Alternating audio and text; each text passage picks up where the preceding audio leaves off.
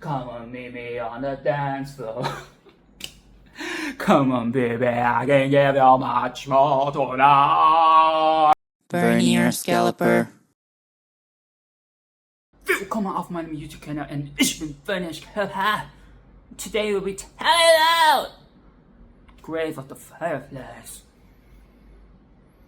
What a fucking downer movie. What a fucking downer movie. What a buzzkill of a fucking movie. What a boner de-drowner of a movie. Okay, today, our second video of our Studio Ghibli journey. It's all on my journey. It is not fun, okay? Warning, if you don't know what Grave of the fucking Fireflies is, what it is about, you know, what it discusses, what it shows.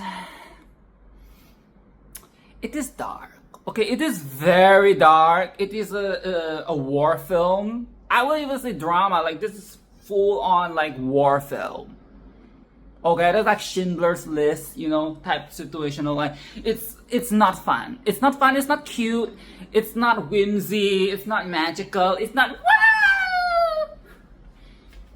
It's a fucking buzzkill. It's a fucking It's a tearjerker. Okay, tearjerker. So if you're not into that, I mean, I'm not going to show like footage or pictures and you know, like explicit stuff. I'm not going to do that, but we will be discussing about the themes. So if you're here for like happy Studio Ghibli, like, you know, like, you know, this is not the video for that. Please go away. Today is not going to be a happy video. Okay, I refreshed my memory a little bit before I started recording and yo, what the fuck? It is not fun. I was like, oh god. So just like my previous video when I was talking about La Puta, okay, I've seen this film, okay? I've seen all the films up to around, you know, Poppy Hill, the 2010s parts of those films. So I've seen this one, okay? I've seen Grave of the Fireflies. And I forgot how depressing this shit was. Let's just jump in, okay? From the very fucking beginning. It was already, oh, they fucking died. Okay, the guy, the boy fucking died. Okay, he's dead at the train station or the subway or whatever you call that, okay? He's dead.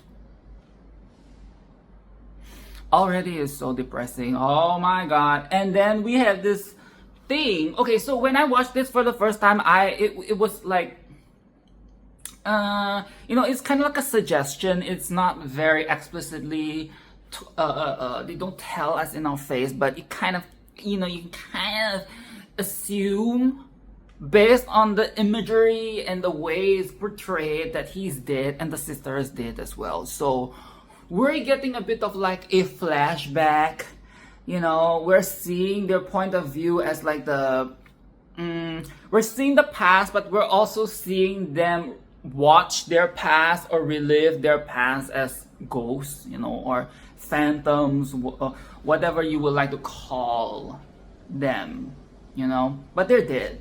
That is what that's what they're insinuating here, okay? They're dead. So, and the train, you know, this is like there are some Ghibli tropes already thrown in here because, you know, we get the train in, what do you call it? Spirited Away, and a lot of people have theorized that it is a symbolism of death. You know, Chihiro, is that the name of the girl? Chihiro has moved on to the afterlife. And that is what the train represents. And right, you know, in this film, the train at the start of the film kind of represents like the death. And they're visiting, you know, with a lot of like death, folk tales, folklore, and superstition and stuff. You know, especially when people die due to unforsaken reasons, you know, unfortunate reasons. They tend to relive the trauma even after death. They go back to the place that they died. They go back to the place that they live, and they haunt the place, and it's like a never-ending cycle of suffering. So I guess that is how we can see the boy and the sister. I can't remember what's the boy's name, but the sister is Setsuko, right? Setsuko. I thought there was a bug. Setsuko, and it is already very sad. So he's dead, but we get a flashback. So it's kind of like, ooh, flashback, and now we're going to see how it began, and eventually we're going to see how they died. So they have died, and they have transcended to heaven, or the liminal space that exists between the heaven and earth. Okay, they're on the train. And the traumatizing music, oh my god. Like at the start, when they were at the field with the Fireflies and the title screen, you know, the title screen. Traumatizing as music, because this soundtrack, it gets played throughout the film at certain, you know, sentimental and very intense moments. You get the music. I've not watched it enough for it to be ingrained in my head, but I can see how this is very traumatizing and triggering for people who have seen this film lots of times. You probably recognize the music. It's kind of like a symbolism of, in my opinion, okay, it kind of feels like a symbol of how life is very fragile, because the sister did ask a bit later in the film, like, why do fireflies die so quickly, you know? They shine, they're beautiful, and they're flying in the air, and it's so magical, so whimsical, but they die the next day. I guess it could be a way of saying how life, you know, living, not just life, but like human life, just life in general, you know, like nature, creating life. Life is beautiful, but at the same time, it is precious, it is not indestructible. It is very fragile, and it is kind of, what is that word? Ephemeral, okay? It can be very ephemeral. Nothing's permanent, okay? Nothing's permanent. Now, I'm going to say something very controversial. This is only controversial if you are not taking a joke. You're not, you know, if you're here with like, if you're here with your metal panties, you're here with like a cock cage, you're very pent up with rage. Please, I'm just joking. I'm just, you know, I need to bring up the mood a little when we're talking about this very heavy film. So we need a little bit of comedy, we need a little bit of silly. Children are such a burden, okay? Children, I'm sorry! Children are such a fucking burden. And it is like in zombie films, you know? In zombie films, I know this is it's a bit unhinged of me to bring in the zombie films, but no, really, like if you look at the zombie film, the children are such burdens because, you know, they're whiny, they complain, and they make a lot of noise. And they're like, I want my chicken wing, my pudding, and my spaghetti. I want my food. Like, this is not nice. And this is like whining and whining and whining and whining. And there's always like some high-pitched, screechy. And they scream and they cry. And when the zombies come, they just can't fucking shut up. They just can't shut the fuck up. Like, they just can't behave themselves in time. There is no survival instinct. There is no survival instinct. There is no, like, crisis mode. You know, crisis mode. Shut the fuck up. Okay, shut the fuck up and stop breathing. Just, you know what I'm saying? Like, there is no survival instinct at all. They're just so vulnerable, and they're so dependent on the adults. But they think they know everything, so they're like, I can do it myself. I can start the fire myself.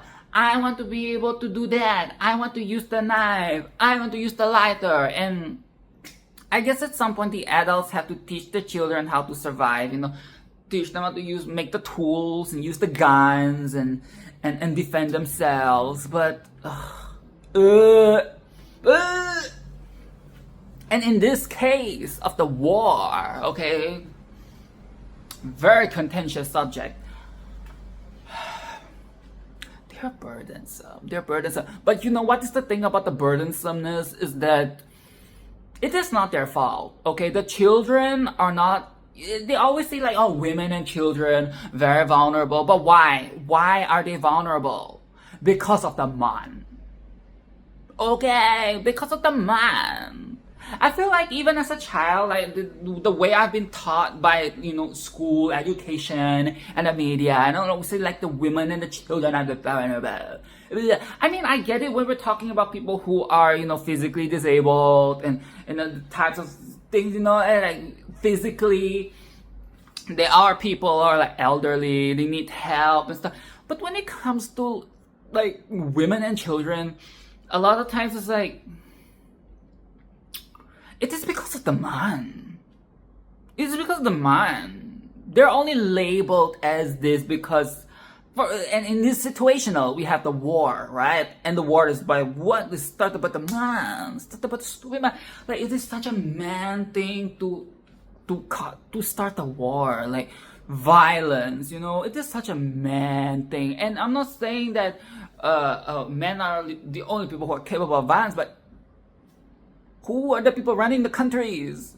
Fucking man. The man are the one, because if it's the woman, we have to take into account like the children and lives, you know, nurturing and a lot of these nature, destruction of the buildings and stuff.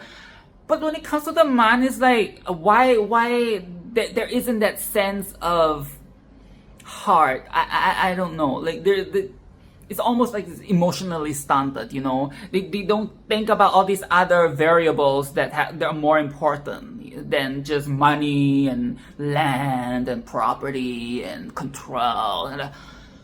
But because it is because of this war that the women and the children are at harm, and they're seen as this vulnerable, they're seen as this burden, but in reality they're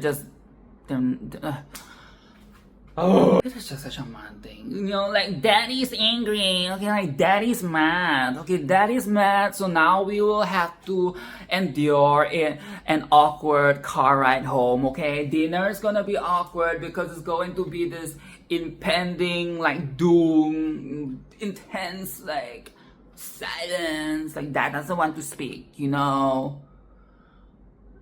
Dad is angry. Don't make your father mad. You know, it's always like that whole thing.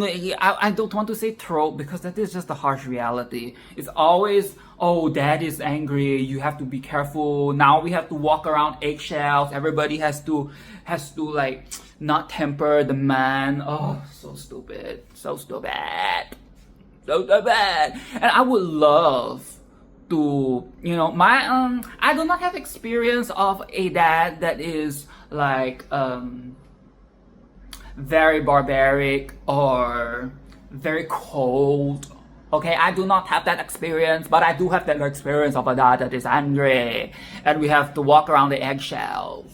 Because that is what we have built the man to be, okay? The man society and construct it's built the man to be that way, to be aware of his power and be like, oh, if I want to, you know, impose power on the women and the children, all I have to do is to like throw a tantrum, and I have to make my anger seen and felt. And I guess like the most exaggerated version of that is war. Like what we're experiencing here in the film. Great, you know, not everybody has to suffer, not everybody has to walk on eggshells, but in this extreme case, it's not eggshells, it's fucking bombshells.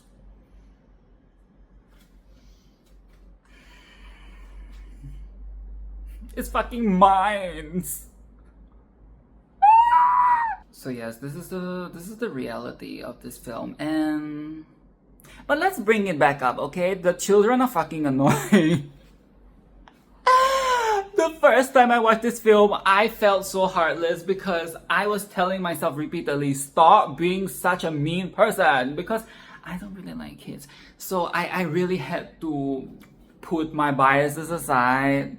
But can you imagine, because this film,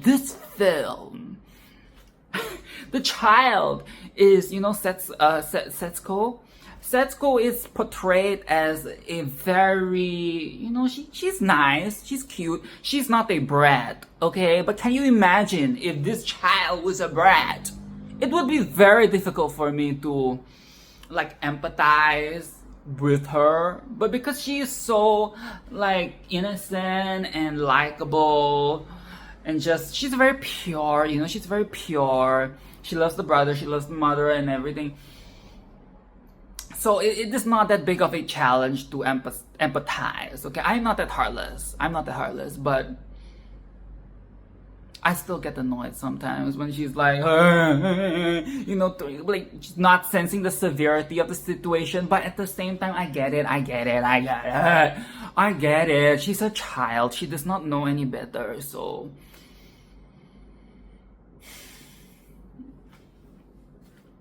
When they were talking about getting her a new pair of shoes, just, I have money, I have savings, and she pulls out her little, like, coin purse and pulls out 2 fucking coins. Okay, I don't know how much those coins are worth in the Japanese, you know, in time that this was set in. I don't know how much it was worth, but what the fuck is 2 coins and a bunch of Monopoly money? You know, there's all these little things, like the beads and stuff that came out of the coin. Like, what is all this Monopoly money? We're not going to get any fucking... We're not going to get you a new pair of shoes with the fucking Monopoly money, okay? So let's go. And I know that in one of my really old videos, I said, I believe the children are our future. Teach them well and let them lead the way. I also believe that the children are fucking annoying. I also think that 2 things can be true at once, okay? So, please, cut me some slack here. Why do they always have to make the mom so fucking weak? Again, I get it. You know, this is like the tropes again, you know, tropes, because... in Totoro, it's the same thing. I will be talking about that in the next video. In Totoro, it's the same thing because I remember that the mom was sick. Was it like the mom was sick? Like, why do they always have to make the mom the one that suffers? Because it hurts a lot harder when it's the mom. I know, I get it, but why? It's so throwback.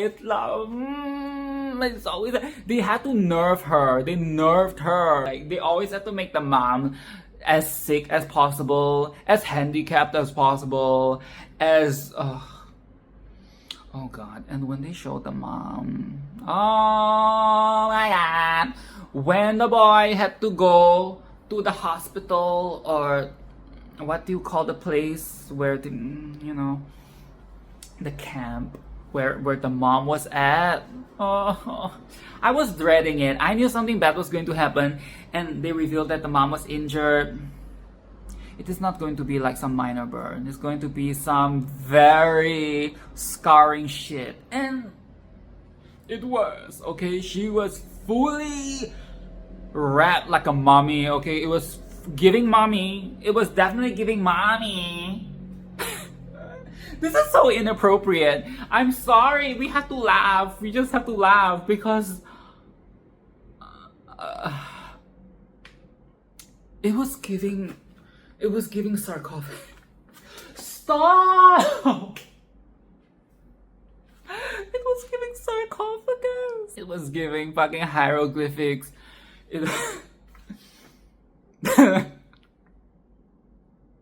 I cannot imagine having to deal with this.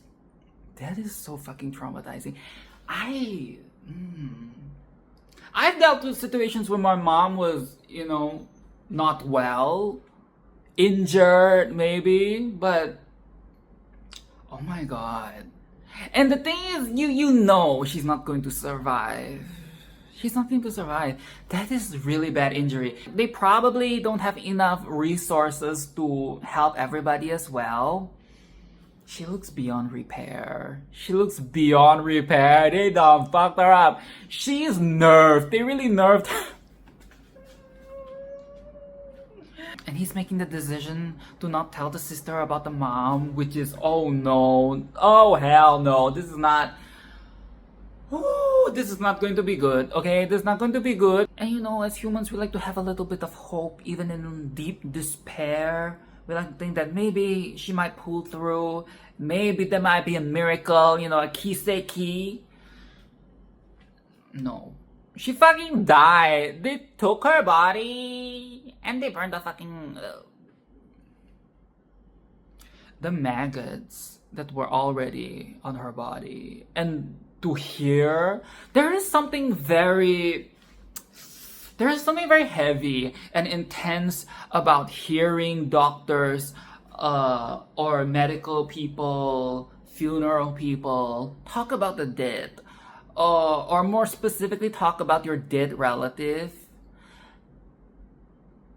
I don't know what is it about it. It feels very, because you're listening from almost a voyeuristic perspective, point of view, to overhear such things like bad news coming from the other room about your loved one. It's so...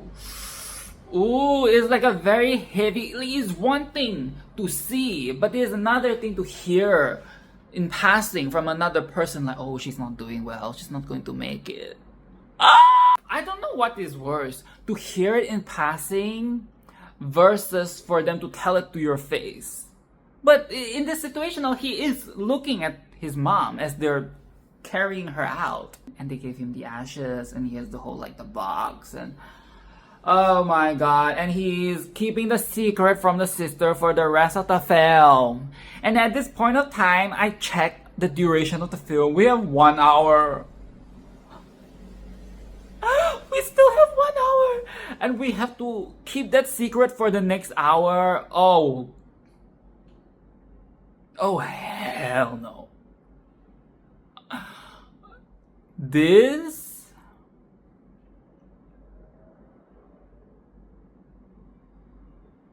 And you're keeping it secret from a child. This is one of the worst feelings ever. This is one of the worst feelings ever. And I think that a lot of parents will find a different layer to this film. Some of you are still going to think I'm heartless, that I lack that empathetic vein, empathetic soul, empathetic channel in my body. But I do get it. Like, especially if you're a parent, I can see a parent really resonating with this film in the sense that you get that guilt of keeping a secret from a child. It doesn't necessarily have to be keeping a secret of the child, the other parent died, or the grandmother died, grandfather died, somebody died, but just keeping a secret because I feel like it feels wrong. Like, you know, like morally it feels wrong. It's a lot easier to lie to an adult, lie to a friend, lie to like a full-grown person, than to lie to an innocent child. Especially when it's something that's important and, you know, they deserve to know. And it is like that endless dilemma and turmoil in the brain of, I want to tell them, but if I tell them, they're going to be heartbroken and they might be traumatized, and then it's kind of, and then you will think that it's your fault, you know, and then you have that guilt. It's just guilt and guilt and guilt. There's a lot of guilt with knowing the truth is just it's a painful thing to know the truth. Now we have the auntie. Okay, we have the auntie that is like their foster parent. She took them in, and then she finds out that the mom is dead. Okay, but she continues to take care of the children, feed them, and give them a place to stay. Oh, but then she starts to get annoyed at them. And here comes the complexity of the film, okay? Because on one hand, I understand that They're freeloaders, okay? We have to be fucking for real. They're freeloaders. They're going to the beach. It's like, I want them to be happy. I want them to be happy. I want them to have a normal life. I want them to be able to laugh and have the experiences that any normal child deserves to have. You know, but at the same time, it's a bit hard to fully defend them because what are they doing? They're just eating. They're just like taking up the resources, taking up space, and they're not helping with the housework. At least that is not what is shown. So we can only assume that that did not happen, because if it did happen, they would show, right? That is crucial to the dynamic. But we've not been shown that the boy in Setsuko has been helpful in the house. So I think it's a valid crash out from the aunt to start getting a bit pagro, you know, and at the same time, I feel like she could have initiated them to help around the house, maybe teach them how to cook, teach them how to maybe plant the plants, I don't know, get some crops going, clean the house, organize, you know, iron the clothes, because the daughter and is that the husband or the son? I don't know what the guy is supposed to be, but you know, like iron their clothes, just help out with the chores, you know, make yourselves useful. But they're so useless. They're just lying around and they're just laughing. I would get annoyed. I would fucking get annoyed. I mean, I don't know if I would make it like a whole patriotic thing, like, oh, look at my daughter and so they're contributing to society, they're contributing to Japan, and who are you doing? You're loafing around.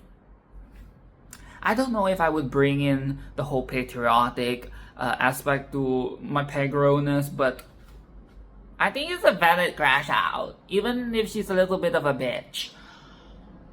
Oh, but when she crossed the line,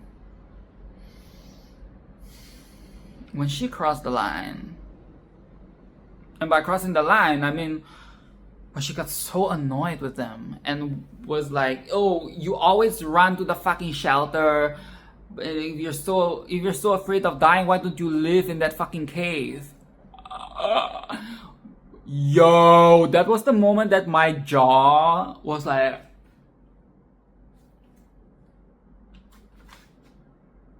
dude, I was like, what a fucking bitch! Yo, what a fire bitch! I was trying to be neutral. I was trying to be neutral party, but at the moment I was like, fuck her. Fuck her. But it's complicated because what the fuck are you going to do? They don't have the contact with the dad, they don't have contact with the relatives, no friends, family, like, where are they going to go? There isn't some refugee camp or whatever camp that has been, you know, some charity camp. There's no such thing that has been, where could they go? And because as a child, you know, as a young boy, and he wants to protect the sister, he wants the sister to be happy. He himself wants to be happy. He wants them to live a normal life. And this is why, this is the moment that I think this really plays into the whole Totoro and Grave of the Fireflies. These are like sides of the same coin. Okay, opposite sides of the same coin. Because there is this layer, okay, of escapism, right? The reality is that mom is dead, dad is, we don't know what the fuck he is, but debatable if he would even come back. The aunt is a fucking bitch. Okay? Valid crash outs aside, she's becoming very insufferable. We don't have any emotional connection with her daughter or that other man in the house. Setsuko and her brother are very much on their own. Even if they're staying in the same house, under the same shelter, they're on their own. Emotionally, they're in their own world. And that is why I think that it is very parallel to Totoro, because Totoro, the siblings, this is the same situation. They're in their own world. Okay, parents are not looking out for them. The guardian is not really looking out for them. Nobody's looking out for them. They're in their own childlike world. But unlike Totoro, in the graveyard of the Fireflies, the situation is way more dire. And life is at stake. So, it is very delusional for him to think that he can survive outside in the wilderness, because let's just call it like what it is. Let's call it what it is, okay? They're going to the wilderness. It is delusional to think that 2 kids can survive out there alone without external help, without rations. I mean, they did try to get rations, but then they ran out of the rations. So he had to resort to other things like stealing, which was not a good idea because you get caught. It happens, you know. At some point, you will get caught. You will slip up. That is just human error. It is delusional.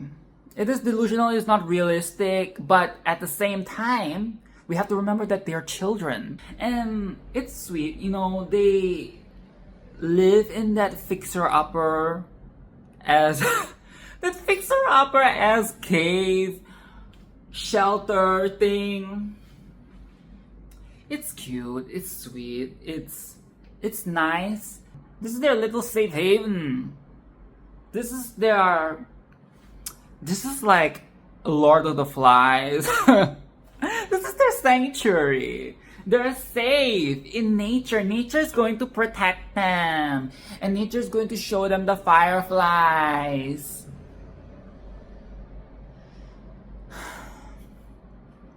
Ultimately, this place would be the coffin.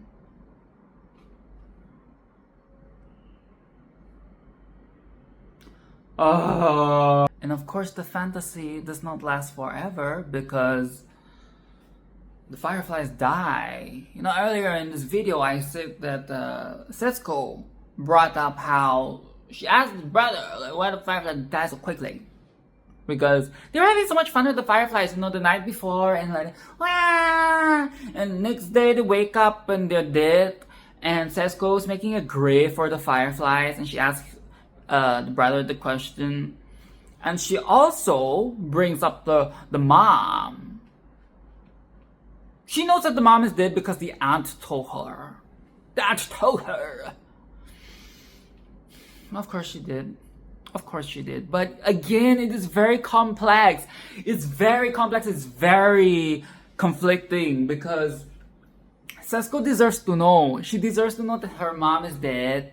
She needs to know that her mom is dead for the healing to begin, for the grieving to happen and the healing to begin. Because if she's going to stay in this delusional hit space, this fantasy world, this make-believe land forever, she's not going to grow up. She's not going to grow up. And this is the reality. Like, how long do you think you can hide it from her? How long do you think you can protect her? How long do you think you can shield her from this outside world, from the bombs, from the cruel world, from hunger? Oh yeah, it is hunger. Hunger. I get it, because you want to protect her. And this is, I believe this is the first time we get to see our main character boy cry, like really break down and cry, and it is very impactful. Because earlier in the film, when he witnessed the mom, they did not show him break down or shed a tear in the camp, in the hospital, but I think that was intentional. I think that it is intentional that they only save that part for this moment here when she asked, Setsuko asked him about the mom. because it hits harder. You know, earlier we said that it is a very heavy burden to keep a secret like this, such a heavy secret from the sister.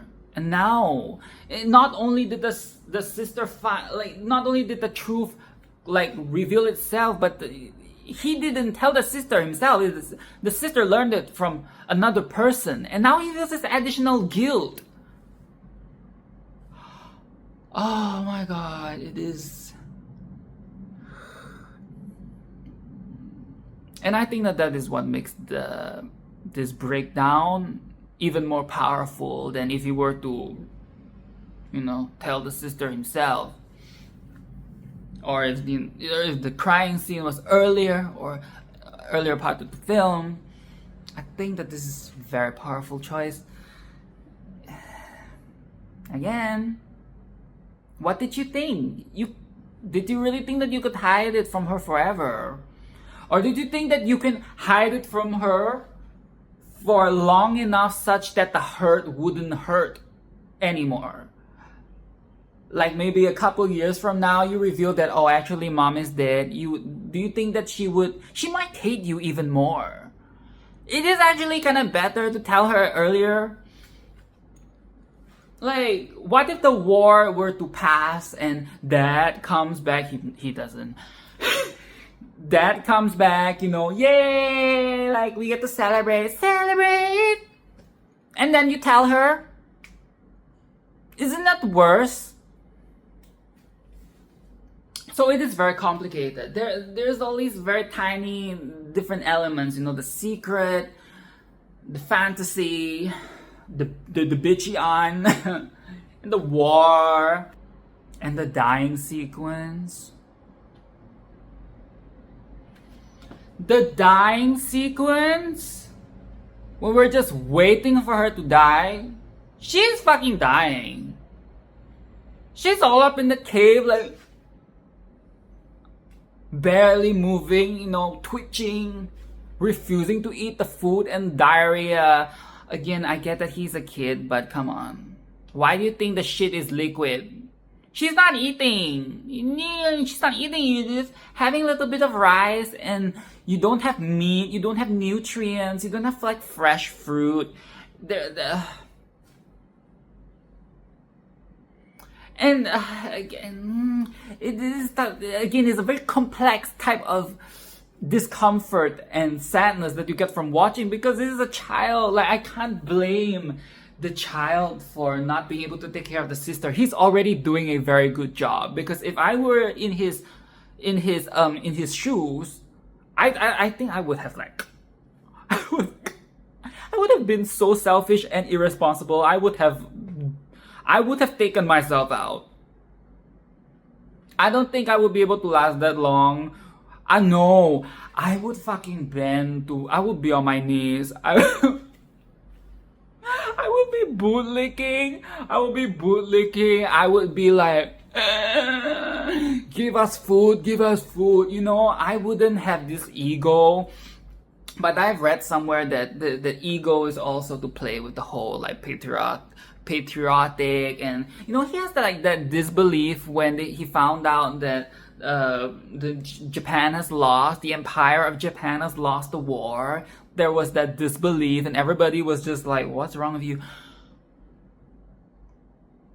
There might be something to do, you know. I'm not too sure about that aspect because I'm not Japanese. I do not know about the Japanese history like that, but I don't know. Okay, if I were to have the will to live and not off myself, I think I would bend. I would be split open. I would throw away the ego. Okay? Because let's be real, there is a lot of ego going on here. Why don't you just stay at the house? Stay at the house, fucking, I don't know, clean the house, lick their feet, do something. Oh my god, you really think that you see, it's very complex, and that is why I think it's a very good film, because It is not a easy, oh, I'm siding with him, I'm siding with the aunt, I'm siding with the government or whatever, you know. It is very complicated. Every element in this film, it's simple, but if you were to be in that situation, it is. And you have to remember, it is a child. In my previous video, I talked about how using children in the Ghibli films is very, very intentional. And it brings this whole new dimension and perspective to the situations, because an adult wouldn't necessarily be this delusional or idealistic or stubborn. And here's the thing. Japan lost the war means that the dad is probably dead. Dad is probably dead. That ship, or, you know, that is some general, whatever the fuck he is, he's probably dead. So he lost his mom, and his dad is probably dead, and his sister is dying.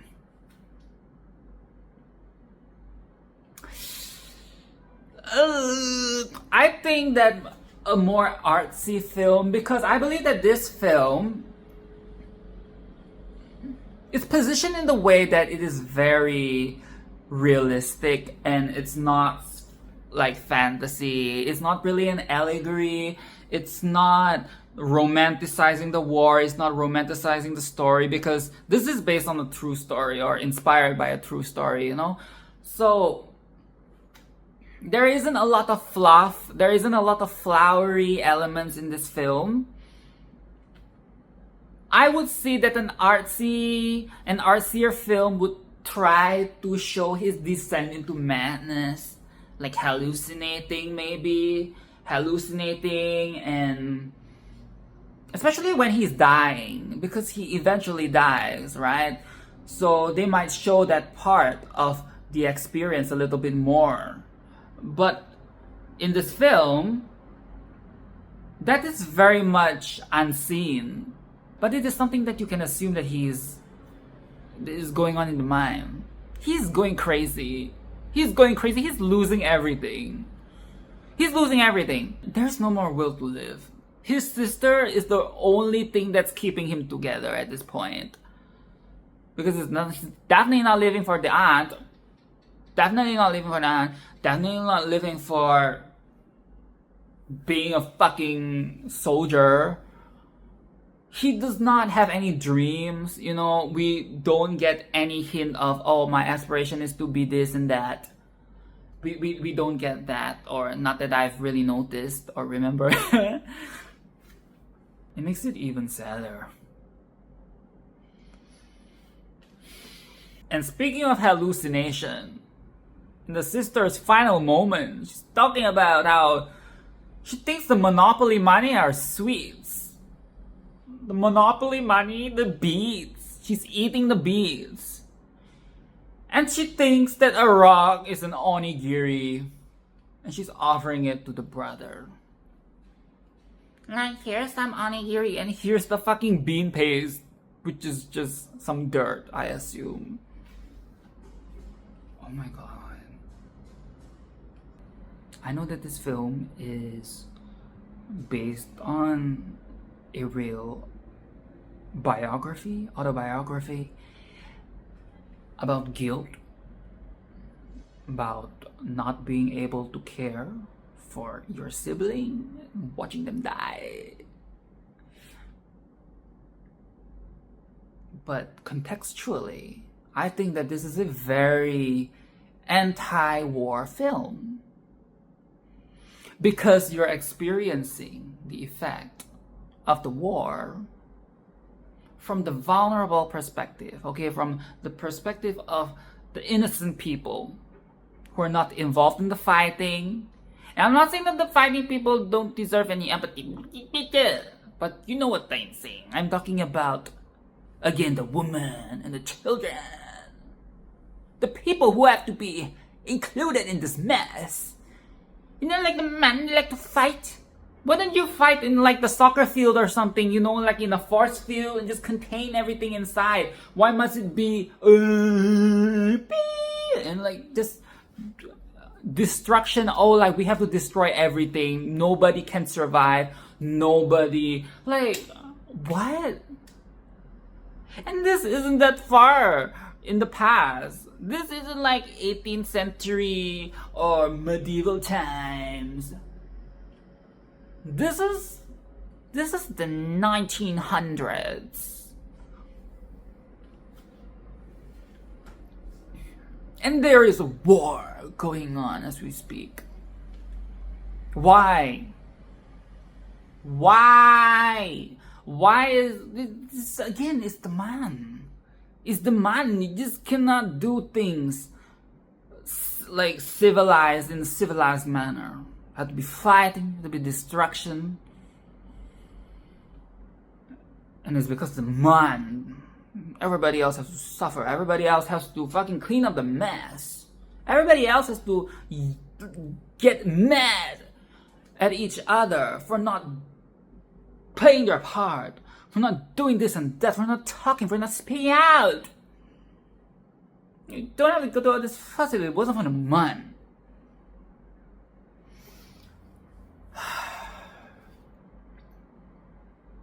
This is a very heavy film. And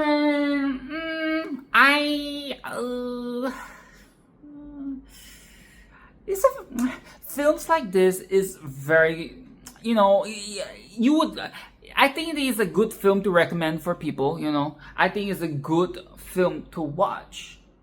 I don't think that it would be anybody's favorite film, but it's just kind of like a documentary almost, right? It's educational, it is philosophical, it makes you think. It's not necessarily entertaining, it's not woo! But it is meaningful. So that is it. I am excited to talk about Totoro because I'm going to rewatch it and I want to get new insights. Because the first time I watched it, I did not take into the account that this is a film for children. You know, like I was expecting a lot more. I was expecting more drama. I was expecting Spirited Away. I have learned, okay, I've learned my lesson. I've learned my lesson. Nobody told me because I went into this whole Ghibli experience the first time I did it. First time I did it, I went in without a lot of context, without somebody holding my hand. I don't have a lot of prior information, but My Neighbor Totoro is really meant for the kids. So it is not meant to be overstimulating, and maybe it's also the Disney brain, okay? I've grown to be a bit more critical, a lot more critical actually. If you see my film reviews, I've grown a lot more adverse to Disney films, but it's that conditioning, you know, like the conditioning in the brain from young, being exposed to the Disney. Blah, blah, blah. I was expecting more like boom, boom, bratata, bratata, busted open, pussy in your face. I was expecting more of that, but Totoro, that film is really, it's very chill. Everything is very subtle, even the imagery and stuff, like it is not bratata in your face. So I hope that I can get new insights on that, and I will be sharing those insights in my next video. It'll be a good way to sum up this whole war theme that we have going on here. And if you made it this far, remember to like and subscribe and do all of that. And I hope that this video is in the BUZZKILL, okay? I hope that this video was at least entertaining to some degree, and it's not a BUZZKILL. I'll see you in my next video. Goodbye.